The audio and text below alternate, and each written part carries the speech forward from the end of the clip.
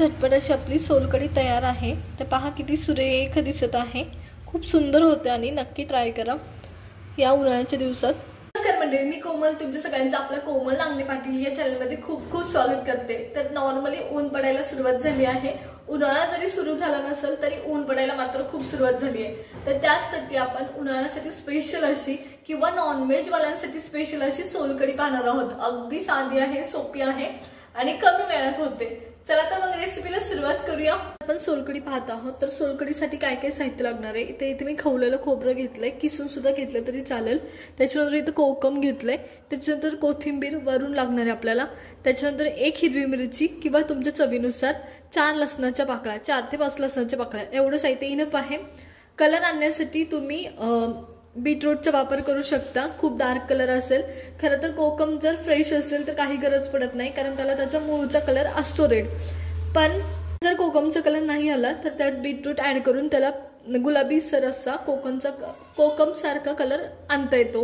म्हणजे प्युअर जर फ्रेश कोकम असेल तर खरं तर बीटरूटची गरज नाही पडणार, त्याला त्याचा नॅचरल गुलाबी कलर असतो।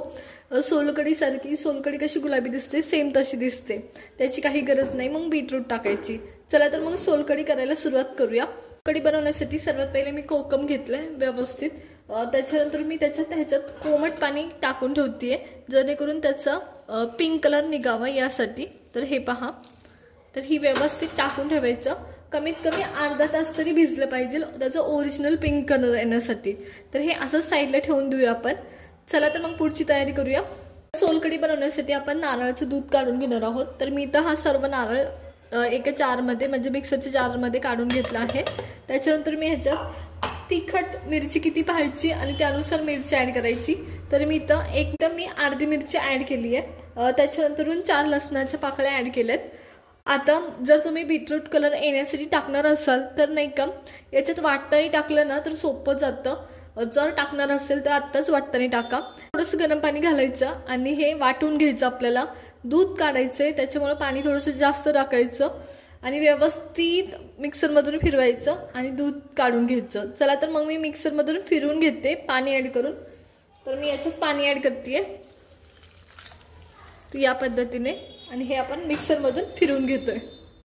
तर इथे हे मिक्सरमधून मी व्यवस्थित फिरवून घेतलं आहे। गाळून घेण्यासाठी मी इथे एक फडकं घेतलंय, खाली त्याच्या भांडं ठेवलंय आणि ह्याच्यात आपण हे गाळून घेणार आहोत।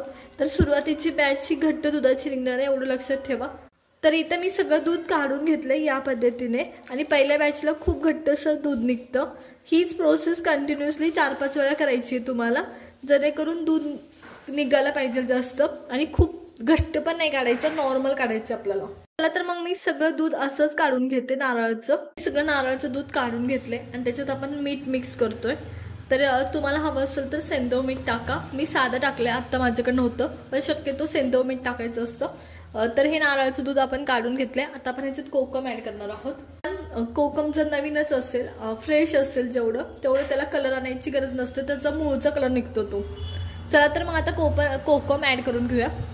कोकम ऍड करून घेते।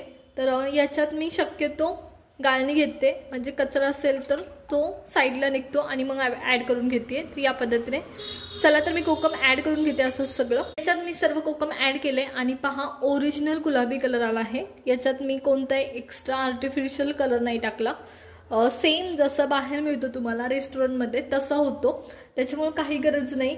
तुम्हाला खूपच वाटलं की नाही ओरिजिनलच कलर आणायचा आहे तर मी सांगितलं तसं की बीटरूट टाका, येतो त्याने कलर। कोकम सरबत रेडी आहे आणि मी त्याच्यावर थोडीशी कोथिंबीर सुद्धा ऍड करणार आहे। तर हे पहा ओरिजिनल त्याला रेड कलर आला, पिंक कलर आला आहे आणि तर पहा किती सुरेख दिसत आहे। सोलकढी तयार आहे, तर पहा किती सुरेख दिसत आहे आणि नॉनव्हेज खाणाऱ्यांसाठी तर एकदम फर्स्ट क्लास आहे। तर नक्की ट्राय करा। तर तुम्हाला आजची आपली सोलकढीची रेसिपी कशी वाटली हे आम्हाला कमेंट करून नक्कीच सांगा। तर उन्हाळ्याचे खूप सारे पेयांची रेसिपी, त्याच्यानंतरून वेगवेगळ्या आईस्क्रीमच्या रेसिपी आपण पाहणारच आहोत, ते सुद्धा पहा। चला तर मग भेटूया नवीन रेसिपी सोबत, तोपर्यंत धन्यवाद।